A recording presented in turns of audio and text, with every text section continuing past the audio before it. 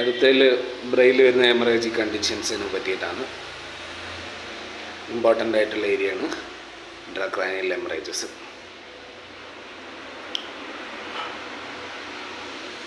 അതിൽ epidural haemorrhage ഉണ്ട്.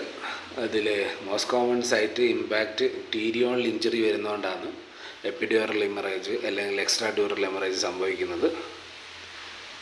ടീരിയോൺ എന്ന് പറയുന്ന ലൊക്കേഷൻ എന്ന് പറഞ്ഞാൽ ഫ്രോണ്ടിൽ പരേറ്റൽ ടെമ്പറൽ 3 ബോണും കൂടി ജോയിൻ ചെയ്യുന്ന ഒരു കോമൺ പോയിൻ്റാണ്.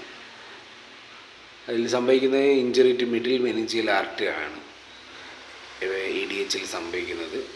അതിൻ്റെ CT സ്കാനിൽ നമ്മൾ ഇഡ്ലി പോലെ ആയിരിക്കും, അതായത് ഒരു കോൺവെക്സ് ലേഷൻ ആയിരിക്കും, ഇഡ്ലി പോലെയുള്ള കോൺവെക്സ് ലേഷൻ ആയിരിക്കും CT സ്കാനിൽ കാണാൻ പറ്റുക.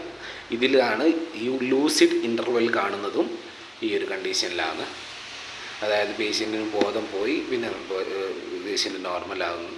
ഈ ഒരു കണ്ടീഷൻ കാണുന്നത് EDHലാണ്. ട്രീറ്റ്മെൻറ്റ് എന്ന് പറയുമ്പോൾ ബർഹോളിൽ on the side of haematoma. If CT not available നമുക്ക് ബർഹോൾ ചെയ്യാം on side with dilated pupil എന്ന് പറയുന്നുണ്ട്. അത് ഇപ്പോൾ കോൺട്രവേഴ്സിലാണ്, ഇപ്പോൾ ഒരു മെഡിക്കോ ലീഗൽ കാലഘട്ടത്തിലാണല്ലോ നമ്മൾ ജീവിക്കുന്നത്. അപ്പോൾ it's not better to take risk.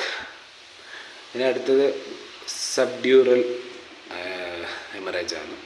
അതിൽ ഇഞ്ചുറി ടു ബ്രിഡ്ജിങ് വെയിൻസ് ആണ് സംഭവിക്കുന്നത്. അത് കോൺകേവ് ലേഷൻസ് ആണ് ഉണ്ടാവുക CT സ്കാനിൽ. സബ് അരക്കനോയിഡ് ഹെമറേജിന് കാരണം റപ്ചർ ഓഫ് ബെറി അനറിസം ആണ്. Worst head Ek of life എന്നുള്ളൊരു വേർഡ് ഉണ്ടെങ്കിൽ സബ് അരക്കനോയിഡ് ഹെമറേജ് ആയിരിക്കും ക്വസ്റ്റ്യൻ എക്സാമിനർ ഉദ്ദേശിക്കുന്നത്. Most common location anterior communicating artery ആണ്. ഇതിന് അസോസിയേറ്റഡ് ആയിട്ടുള്ള കണ്ടീഷനാണ് അഡൽട്ട് പോളിസിസ്റ്റിക് കിഡ്നി ഡിസീസ്.